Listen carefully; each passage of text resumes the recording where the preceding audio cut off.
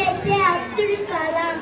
நான் என்னால் முடியும். ஒரு வெற்றியாளர். இன்றைய நாள் என்னுடைய கனவு எப்பொழுதும் என்னோடு இருப்பார்.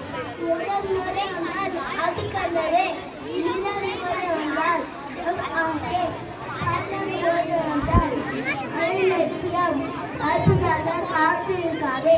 அதை ஒதுக்காத வீடியோ எடுக்கிறாங்க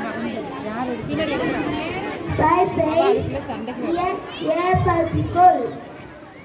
ஒரு முறை வந்தால் அது கனவு, இரு முறை வந்தால் அது ஆசை, பல முறை வந்தால் அது லட்சியம். வாய்ப்புக்காக காத்திருக்காது. அதை ஒன்று